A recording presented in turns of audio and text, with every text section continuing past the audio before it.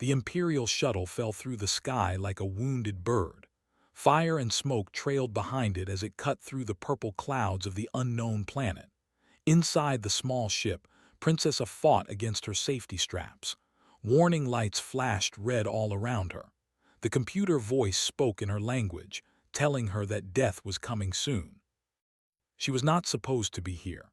She was supposed to be safe on her mother's great warship, surrounded by guards and servants. But she had wanted to see the stars alone, just for a few hours. She had taken a small shuttle for a simple flight. Then something had broken inside the engines, and now she was falling toward a planet that should not have been on any map. The ground came up fast. Closed her 4 eyes and whispered a prayer to the old gods of the crash was terrible. Metal bent and screamed. Glass broke into 1,000 pieces. The world spun around her, and then everything went dark.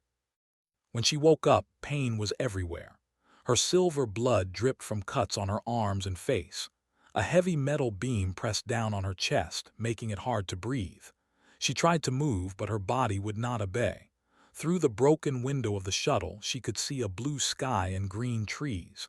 The air smelled strange and sweet. Then she heard voices, human voices. Fear filled her heart like cold water. She knew this planet now. She had seen the reports on her mother's ship. This was a human colony world, one of many that dotted the edges of known space.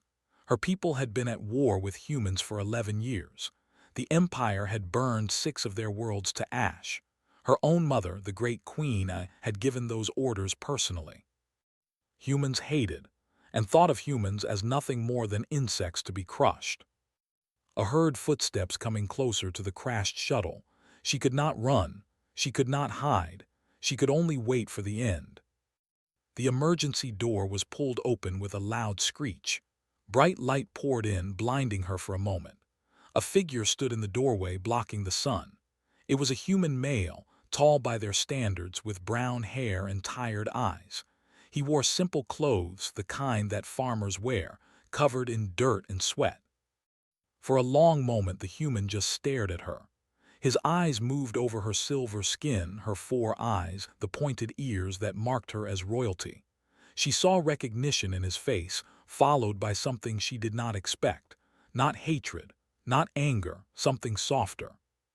"Holy hell," he said quietly, "you're." Lifted her chin, trying to show the pride of her bloodline even as her life slipped away. "Kill me quickly, human," she said. Her translator implant turned her words into his language.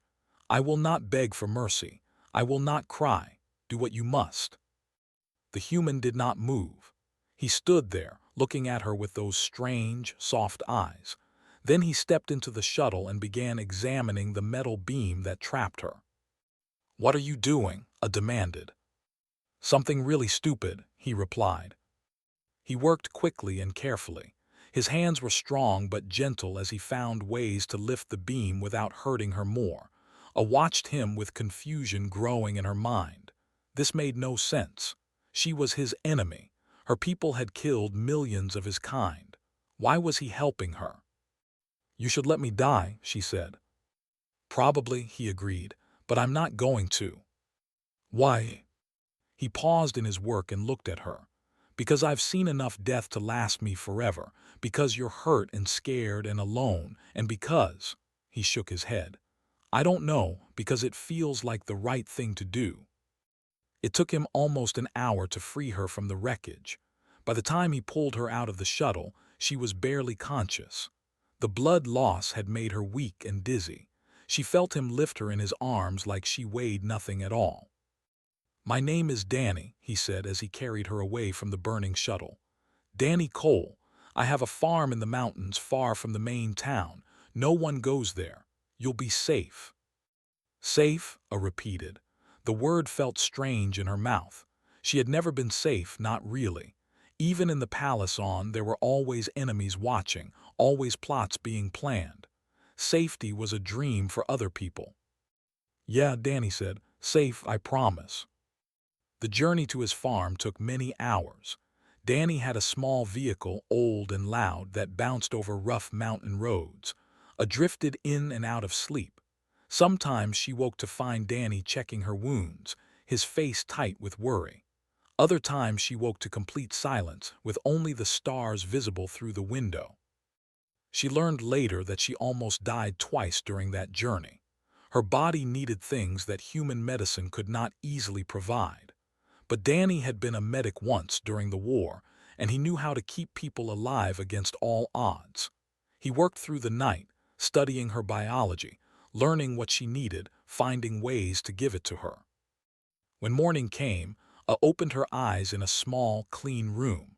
Sunlight came through a window covered with thin curtains. She was lying on a soft bed, covered with warm blankets. Her wounds had been cleaned and wrapped in white bandages. Danny sat in a chair beside the bed, his head bowed, his eyes closed. He had fallen asleep while watching over her. In sleep, he looked younger, more peaceful. The lines of worry on his face had smoothed away. I studied him for a long time. She had been taught since birth that humans were primitive creatures, barely more intelligent than animals. They lived such short lives, burning bright and then dying in the blink of an eye. They were not worth knowing, not worth caring about. But this human had saved her life. He had risked everything to help an enemy. He had shown her kindness when he had every reason to show cruelty. For the first time in her 200 years of life, I began to question everything she had been taught. Danny stirred and opened his eyes. When he saw that she was awake, he smiled. It was a small smile, tired but genuine. "Hey," he said, "how do you feel?"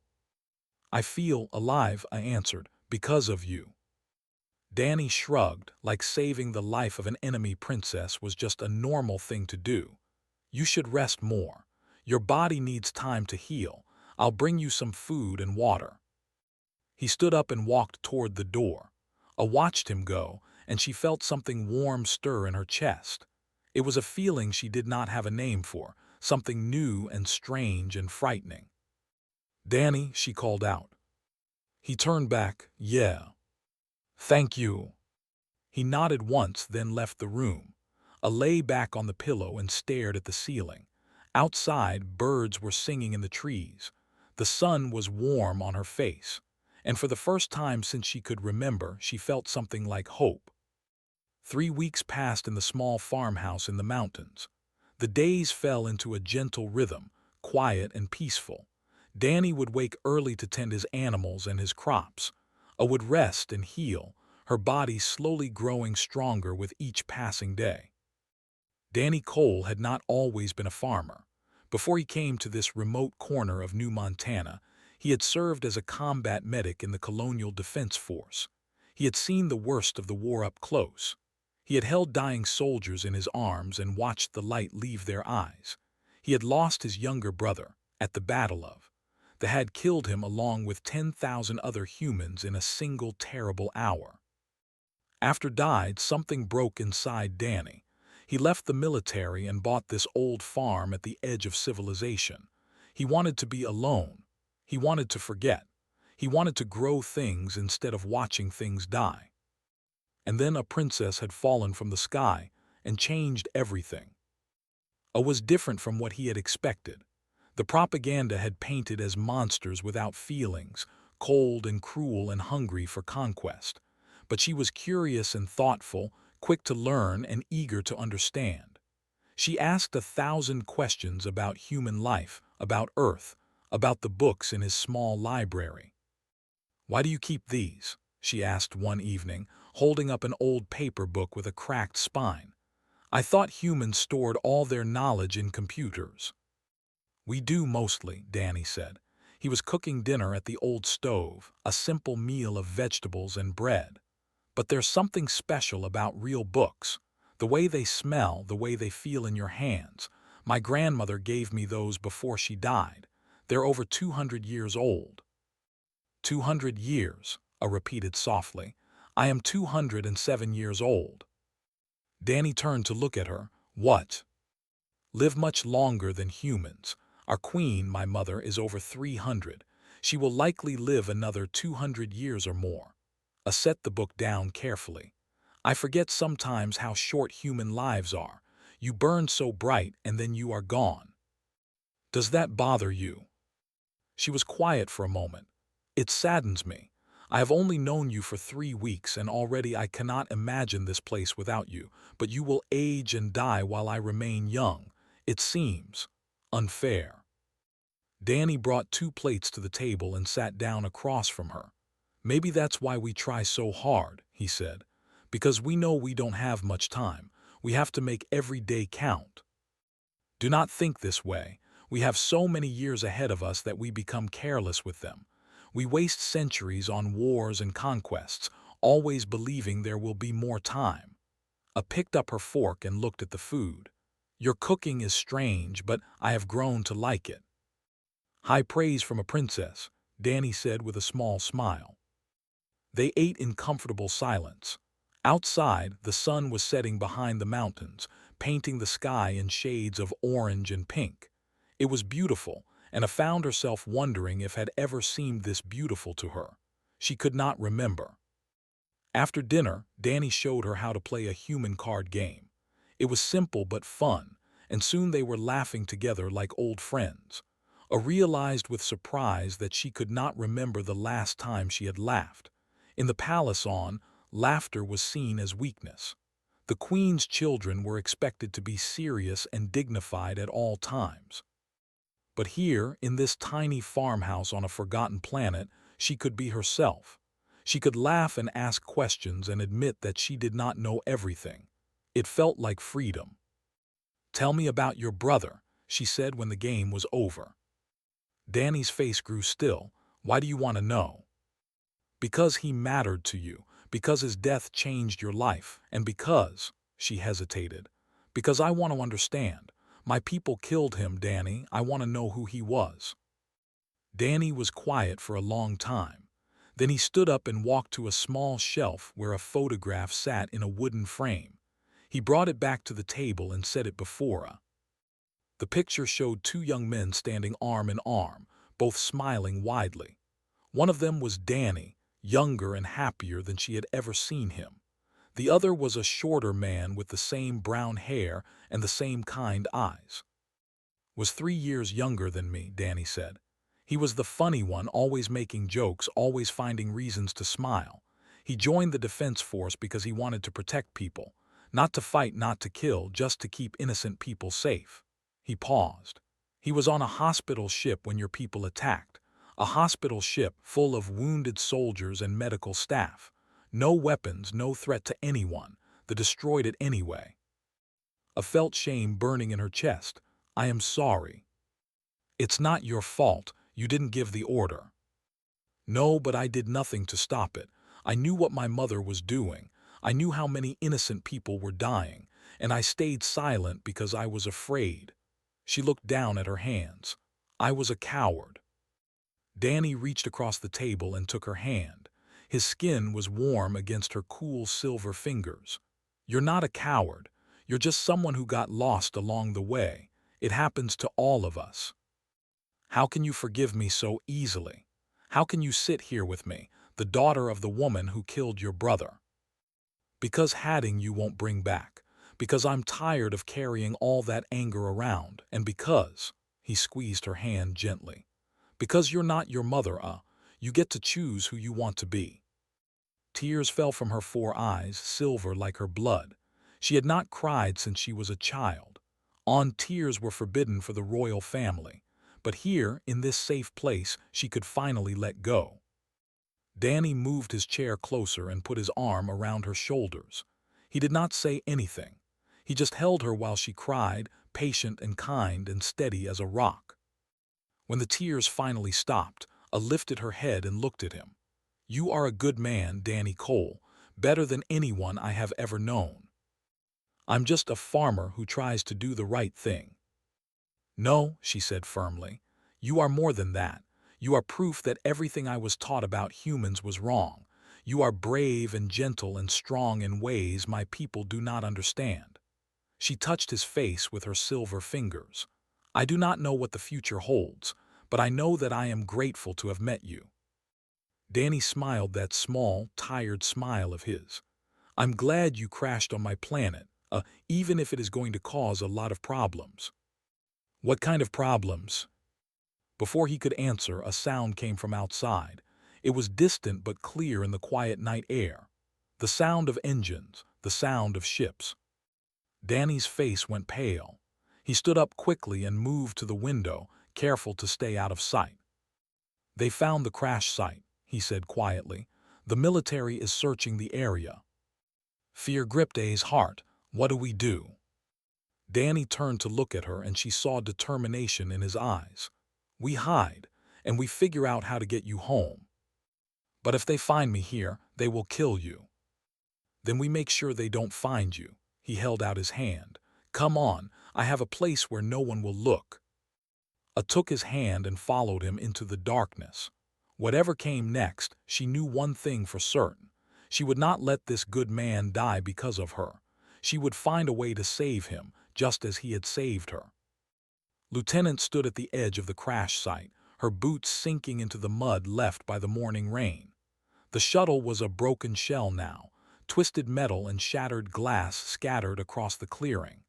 Her team had been studying it for 3 days, and the evidence told a troubling story. The alien had survived. Was a hard woman, shaped by 15 years of war and loss. Her husband had died at station when they attacked without warning. She had watched the news footage 100 times, seen the flash of light that turned 10,000 people into dust. That memory lived inside her like a cold fire, burning every day, never fading. Now A was hiding somewhere on her planet and someone was helping them. The blood trail from the crash led into the mountains, then disappeared completely. Someone with medical knowledge had treated the alien. Someone with access to transportation had moved them to safety. "Lieutenant," called one of her soldiers, "we found something." Walked over to where the young man was pointing. In the soft dirt half hidden by leaves was a boot print. Human, male, large size. "Our helper is a man," said, "probably from one of the mountain farms. Get me a list of everyone living within 100 kilometers of this site. Focus on anyone with military or medical training." "Yes, ma'am." Turned back to the ruined shuttle. Somewhere out there, a traitor was hiding an enemy of humanity, and she would find them both. Miles away, in the hidden room beneath Danny's tool shed, A sat on a small cot and tried to calm her racing heart. The space was tiny but comfortable, with a battery-powered lamp, bottled water, and enough food to last several weeks. Danny had built it years ago, a hiding place in case of emergencies. He had never imagined using it to hide an alien princess. "They will search every farm in the mountains," A said when Danny came to check on her. "They will find me eventually." "Maybe," Danny admitted. He sat down on an old wooden crate and ran his fingers through his hair. "But they have a lot of ground to cover, and I'm very good at keeping secrets." "Why do you keep helping me? The danger grows with every passing day, if they catch you." "I know what happens if they catch me." Danny's voice was quiet but firm. "But I made a choice when I pulled you from that wreckage. I'm not going to abandon you now." I looked at him with wonder in her 4 eyes. "I do not understand you, Danny Cole. My people would never risk their lives for a stranger, especially not an enemy. We are taught from birth that attachment is weakness, that caring for others makes us vulnerable." "And what do you think?" She considered the question carefully. "I think my people are wrong about many things. I think we have been so focused on conquest and power that we have forgotten what truly matters." She reached out and touched his hand. "You have shown me a different way, a better way." Danny turned his hand over and laced his fingers with hers. "I'm not special. I'm just a guy who thinks there's been enough killing in this universe. If I can save one life instead of taking one, then maybe all the bad stuff I've seen will have meant something." They sat together in silence, hands intertwined, 2 unlikely souls finding comfort in each other's presence. Outside, the world was dangerous and uncertain, but here in this small hidden room there was peace. 3 days later, Lieutenant arrived at Danny's farm. He saw her convoy coming from a mile away, and had just enough time to seal the hidden room and return to the farmhouse. When the soldiers pulled up in their heavy vehicles, Danny was sitting on his porch, drinking coffee like he didn't have a care in the world. "Good morning," he called out as approached. "Something I can help you with." Studied him carefully. Danny Cole, 32 years old, former combat medic, served with distinction at the Battle of. His younger brother had died there, killed by weapons. He had left the military soon after and bought this isolated farm. On paper, he was the last person who would help her. "I'm Lieutenant," she said. "Colonial Defense Force. We're searching for a survivor from a crash 3 weeks ago." "I heard about that," Danny said calmly. "Pretty exciting for a quiet place like this. Have you seen anything unusual? Strangers passing through? Anything out of the ordinary?" "Just the usual deer and rabbits. Gets pretty boring out here, to be honest." His eyes swept across the farm, taking in every detail. The house was old but well-maintained. The barn stood off to one side, doors closed tight. A tool shed sat near the back, simple and unremarkable. "Mind if my people take a look around?" "Do I have a choice?" "Not really." Danny shrugged. "Then go ahead, I've got nothing to hide." The search took 2 hours. Soldiers went through every room in the house, every stall in the barn, every corner of the property. They found nothing unusual. No sign of silver blood, no alien technology, no evidence that anyone other than Danny Cole had been there in weeks. But was not satisfied. Something about this man bothered her. He was too calm, too controlled. Most people got nervous when soldiers searched their homes. Danny Cole acted like it was just another ordinary day. "You served at," she said when the search was finished. "Yes, ma'am." "Lost your brother there." A flicker of pain crossed Danny's face, quickly hidden. "Yes, ma'am." "So you expect me to believe you would help the same people who killed?" Danny met her eyes without flinching. "I expect you to believe that I'm a farmer who just wants to be left alone. I've had my fill of war, Lieutenant. These days I grow vegetables and read old books. That's all." Held his gaze for a long moment. Then she nodded slowly. "I believe you're hiding something, Mr. Cole. I don't know what, but I intend to find out." She pulled a small device from her pocket and handed it to one of her soldiers. "Leave a surveillance drone. If anything moves within a kilometer of this farm, I want to know about it." Danny watched as the drone was placed on a post near the main road. Its tiny camera swiveled toward him, recording everything. "Have a nice day, Lieutenant," he said. Climbed back into her vehicle. "We'll be watching you, Mr. Cole. Don't go anywhere." After the convoy disappeared down the mountain road, Danny went inside and closed the door. He waited until night fell, until the stars came out and the world grew dark and quiet. Then he slipped outside and walked to the edge of his property. The surveillance drone sat on its post, red light blinking steadily. Danny studied it for a moment, then pulled a small device from his pocket. He had built it years ago from salvaged parts, a simple electromagnetic pulse generator. One press of a button, and the drone went dark. It would not stay dead forever, would notice the malfunction and become even more suspicious. But it bought them time, and time was all they needed. Danny made his way to the tool shed and descended into the hidden room. Was waiting for him, her silver eyes bright with worry. "I heard vehicles," she said. "Are you all right?" "I'm fine. They searched the farm and found nothing, but the lieutenant left a drone to watch me." He sat down beside her. "I disabled it, but she'll be back. We need to get you off this planet soon." "How? My genetic signature is in every military database. The moment I approach any spaceport or ship, I will be identified." Danny was quiet for a moment, thinking. Then his eyes lit up with an idea. "The shuttle," he said. "When I was salvaging supplies from the wreckage, I found a strange device. Round, covered with symbols I didn't recognize. I brought it back but couldn't figure out what it was." A's 4 eyes went wide. "Show me." Danny led her up from the hidden room and into the barn, where he had stored the salvaged items under a tarp. He pulled out a metallic sphere about the size of a human head, covered in intricate script. "A royal beacon," a whispered. "Danny, this is how I can contact my mother. This device is keyed to my blood, my genetic code. If I activate it, my message will be sent directly to the Queen's flagship. Can you call for help? Get a ship to pick you up?" "I can do more than that." A took the beacon in her hands, cradling it like something precious. "I can demand a meeting. As the Queen's daughter, I have the right to invoke the ancient protocols. Even in times of war, my mother cannot refuse a formal request from her own child." Hope flickered in Danny's chest.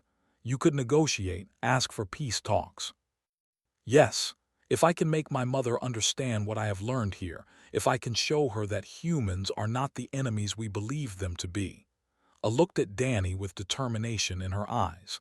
"I could end this war." "Then let's do it," Danny said. "Let's find a way to make that call." But as they began to plan, neither of them noticed the figure watching from the tree line. Lieutenant lowered her binoculars and reached for her radio. "I found them," she said. The royal beacon lay on the workbench, its surface catching the dim light of the barn. I had been studying it for hours, tracing the familiar symbols with her silver fingers. The device was damaged from the crash, and she could see where important circuits had cracked and broken. "The power core is intact," she said finally, "but the signal amplifier is destroyed. The beacon can only broadcast a few hundred kilometers at most. My mother's fleet is hundreds of light years away." Danny leaned against a wooden post, arms crossed. "Is there any way to boost the signal?" "We would need a powerful communications array, something capable of reaching across star systems." I looked up at him, her 4 eyes filled with frustration. "The colony must have something like that. A relay station, perhaps, for contacting other human worlds." "There's a communications tower in the main settlement," Danny said slowly. "It's how we stay in touch with Earth and the other colonies. But it's in the center of town, heavily guarded. There's no way we could get close without being seen." "Then we must find another way." They spent the rest of the night planning and discarding ideas. Every option seemed impossible. The military was watching Danny's farm. The settlement was too dangerous. And with each passing hour, the risk of discovery grew greater. It was nearly dawn when Danny suddenly straightened up, a new light in his eyes. "I know someone," he said, "someone who might help us." "Who?" "Her name is, she was a communications officer in the Defense Force back when I was a medic. We served together for 2 years before she retired. Now she works at the relay station in town." Danny paused. "She owes me a favor, a big one." "Can you trust her?" "I saved her life once during an attack. She told me she would do anything to repay that debt." Danny ran a hand through his hair. "I never thought I would actually ask her for something. But if there's anyone who could help us access that tower without being caught, it's—" The next day, Danny drove his old truck into town while it remained hidden at the farm. It was the first time they had been apart since the crash, and both of them felt the absence keenly. Danny found at her usual coffee shop, sitting alone with a tablet and a cup of tea. She was older than he remembered, her dark hair now streaked with gray. But her eyes were still sharp, still intelligent, and when she saw Danny walk through the door, her face broke into a genuine smile. "Danny Cole," she said as he slid into the seat across from her. "I thought you had become a hermit up in those mountains." "Almost," he admitted. "I need your help, and I need you to not ask too many questions." Her smile faded into something more serious. "This is about the crashed shuttle, isn't it? The whole town is talking about the search." "Yes." Studied him for a long moment, then she nodded once. "You saved my life at station. You dragged me through burning wreckage with fighters screaming overhead. Whatever you need, Danny, I'll help you. I need access to the relay tower, just for one night. I need to send a message to someone very far away. How far? Space. His eyes widened. She glanced around the coffee shop, making sure no one was listening. Danny, what are you involved in? I can't tell you everything, but I promise you what I'm doing could end this war. It could save millions of lives on both sides.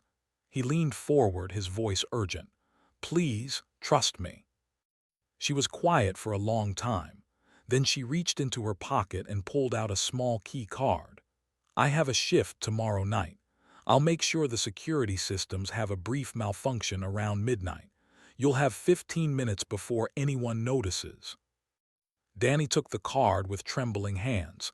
Thank you. You have no idea what this means. Just promise me one thing, she said. Whatever you're planning, make it count. The next night was dark and moonless. Danny and a maid their way through the shadows of the sleeping town, avoiding the occasional patrol, moving with careful precision toward the communications tower. A wore a long cloak that hid her silver skin and unusual features. In the darkness, she could pass for human if no one looked too closely. She carried the royal beacon close to her chest, feeling its weight like a promise. They reached the tower without trouble. His key card opened the side door, and they slipped inside just as the clock struck midnight. The interior was filled with humming machines and blinking lights, a maze of technology that quickly began to navigate. I need to connect the beacon to the main transmitter, she said, working rapidly. The signal will ride along your existing communications network until it reaches the edge of human space. Then it will broadcast into territory. Danny kept watch at the door while she worked. His heart was pounding, every shadow seeming to hold danger. He thought about what they were doing, the impossibility of it all. A human and a princess, working together to end a war that had killed millions. It's ready, said. She held the beacon in both hands, her 4 eyes closed in concentration. I will send the message now. The beacon began to glow with soft silver light. Symbols danced across its surface as it spoke in her native language, words that Danny could not understand but could feel. There was pain in her voice, and hope, and something that sounded like love. When she finished, the light faded. The beacon went dark. It is done, she said quietly. My mother will receive the message within a day. If she agrees to my request, her fleet will come here to negotiate. And if she doesn't agree, then she will come anyway. I looked at Danny with solemn eyes. To take me home by force and probably destroy this colony in the process. Before Danny could respond, the door burst open. Bright lights blinded them both. Soldiers poured into the room, weapons raised, shouting commands. And there, standing in the center of it all, was Lieutenant. Danny Cole, she said coldly, you're under arrest for treason against humanity, and you, her eyes moved to it with burning hatred, you're coming with us. They were separated immediately.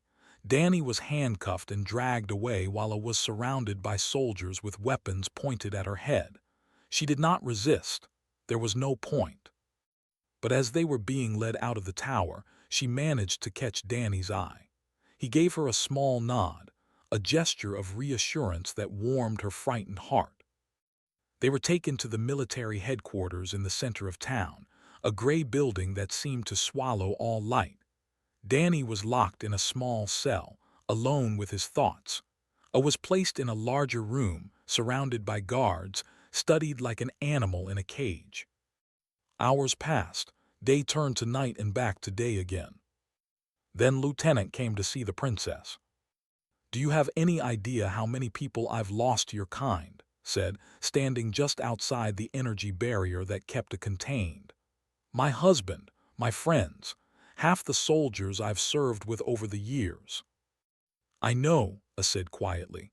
I know exactly how much pain my people have caused. I have lived with that knowledge all my life. Then why should I let you live? Why shouldn't I just execute you right now and end this? Because killing me will not bring your husband back. Because my death will not end the war or save a single human life. I stood up and faced her captor with dignity. But if you let me speak to my mother, if you let me try to make peace, then perhaps no more husbands will have to die. No more brothers. No more sons. His jaw tightened. Pretty words from a monster's daughter. I am my mother's daughter, yes, but I do not have to be like her. I can choose a different path. A's voice softened. A human taught me that. A human who had every reason to hate me but chose to save my life instead. Danny Cole. Yes, Danny showed me that there is another way to live, that kindness is not weakness and that enemies can become friends. Tears began to fall from her silver eyes. I know you have no reason to trust me. I know my people have done terrible things, but I am asking you as one soul to another to give peace a chance. Stared at the alien princess for a long time. She thought about her husband, about all the people she had lost. She thought about the war that had taken so much from so many. And then, slowly, she thought about what it might be like to live in a universe without that war. Your message, she said finally, did it go through? Yes, my mother will receive it soon. And what did you ask her for? I met her eyes without fear. I asked her to come here, to meet with your leaders, to discuss an end to this terrible conflict. She paused, and I told her about Danny. I told her that a human saved my life and that I have found something worth more than all the conquered worlds in the galaxy. What did you find? Smiled, a strange and beautiful expression on her alien face. Hope, she said. I found hope. Turned away without another word. But as she walked out of the room, she gave a quiet order to her guards. Release Danny Cole, bring him here. When Danny entered the room and saw us standing there, alive and unharmed, the relief on his face was overwhelming. They reached through the energy barrier, not quite touching but close enough to feel each other's warmth. You did it, he said.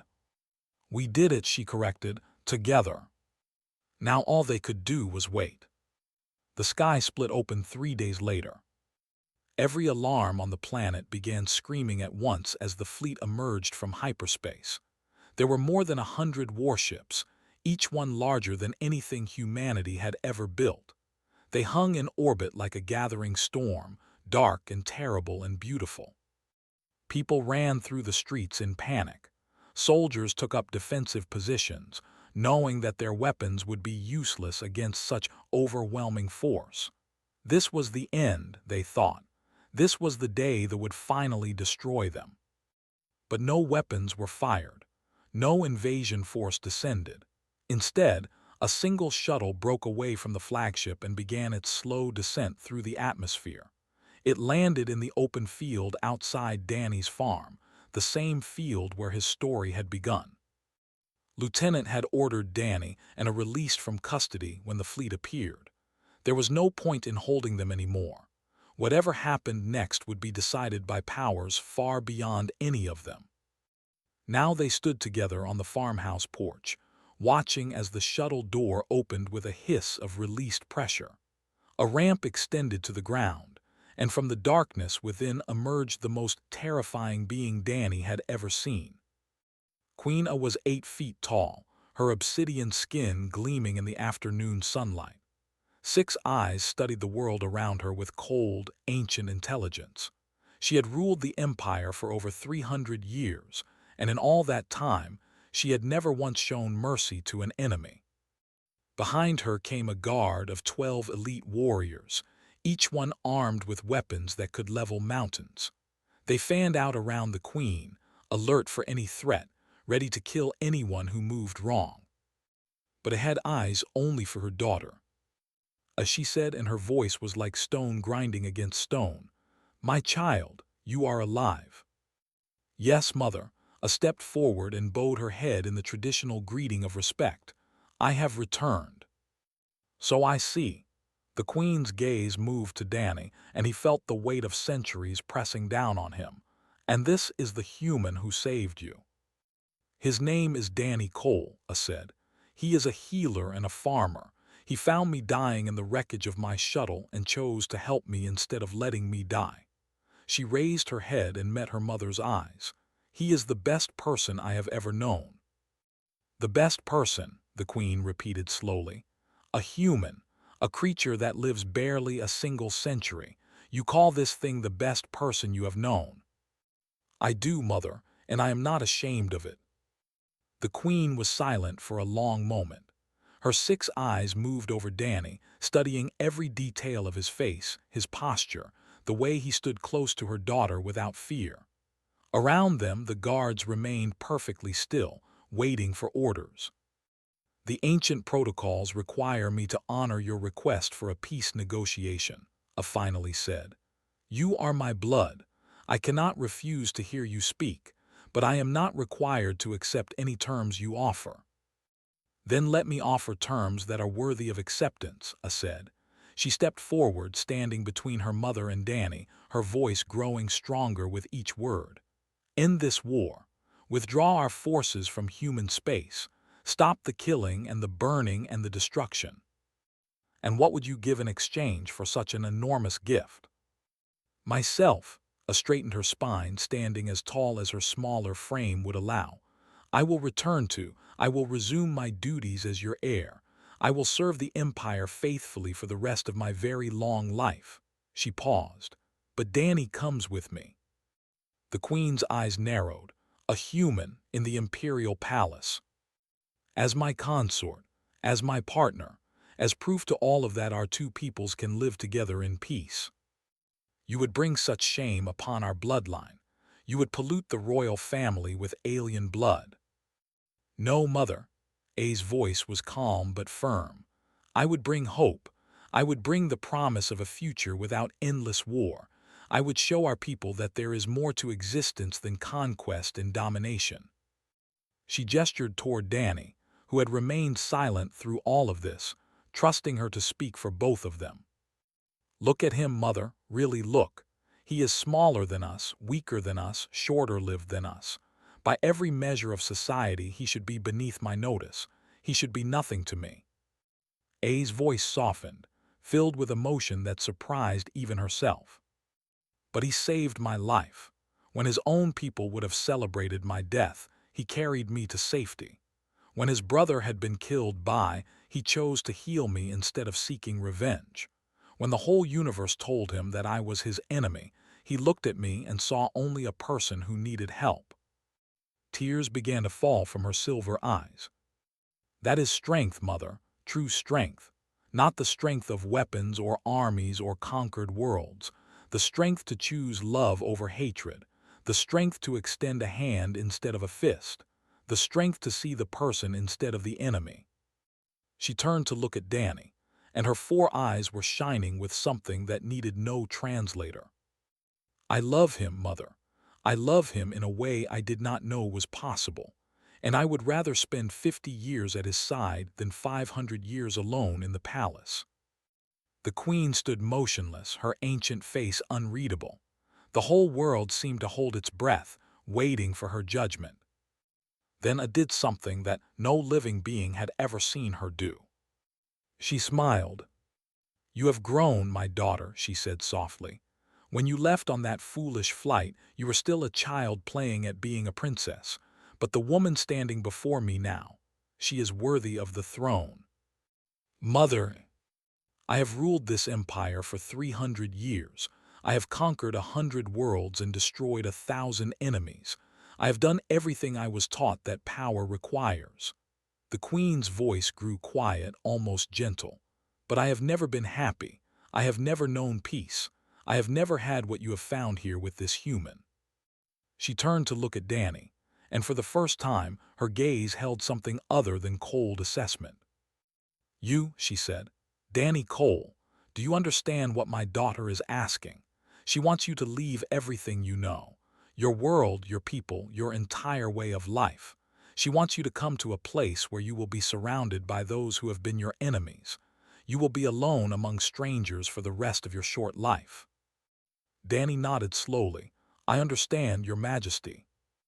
And you would do this for her. He looked at the strange and beautiful woman who had crashed into his life and changed everything. He thought about his quiet farm, his peaceful solitude, the walls he had built around his heart after died. He thought about all the reasons he should say no. And then he thought about how empty all of that would be without her. I spent 10 years hiding from the world, he said quietly. I told myself I was healing, but really I was just running away. I was afraid to care about anyone because I knew I would lose them eventually.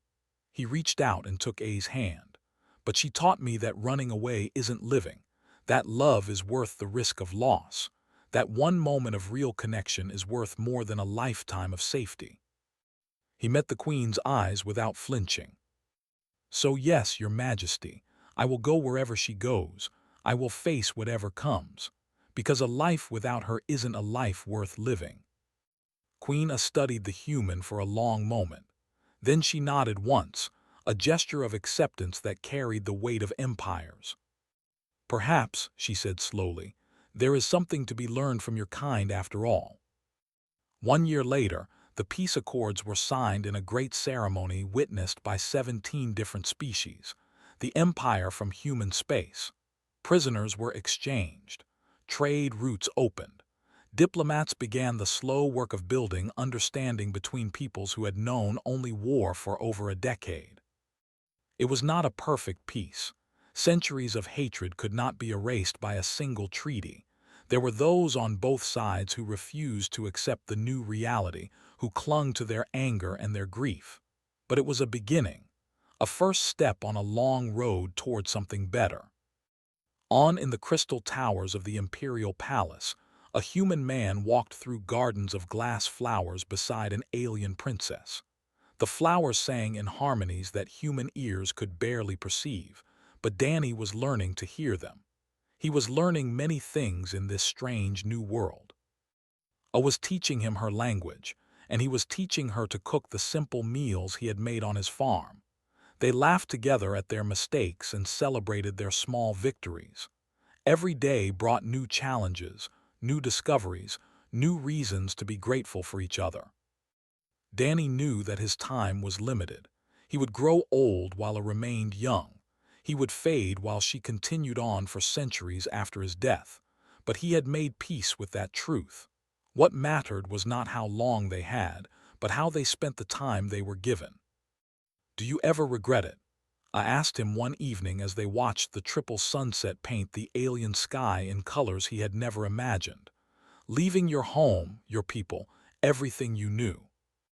Danny thought about the question carefully. He thought about his farm in the mountains, about the books his grandmother had given him, about photographs still sitting on that small shelf. He thought about everything he had lost. And then he thought about everything he had gained. No, he said, pulling her close, I don't regret a single moment. I leaned against him, her silver skin cool against his warmth. I was lost before I found you, she said softly. I did not know who I was or what I wanted. I was just a princess, playing a role that had been written for me centuries ago. And now I am myself. For the first time in 200 years, I am truly alive. She looked up at him with all four of her beautiful eyes. You gave me that gift, Danny Cole. You showed me what it means to be free. He kissed her forehead gently. We gave it to each other. Far below the palace, in the great cities of, humans and aliens were beginning to mingle for the first time. It was awkward and difficult and filled with misunderstandings. But slowly, day by day, they were learning to see each other as people instead of enemies. And high above it all, two unlikely souls stood together and watched the stars come out. They were proof that even the deepest hatred could be healed, that even the longest war could end, that even the most different beings could find common ground. It had started with a crashed shuttle and an impossible choice, a human who refused to let an enemy die, a princess who learned that strength could take many forms. And it had become something beautiful, something that would echo through the centuries, remembered long after both of them were gone.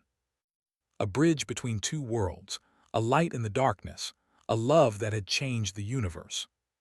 The alien queen's daughter had returned alive, and a human had remained beside her, not because he had to, not because it was easy, but because it was right. And that, in the end, was the most human thing of all.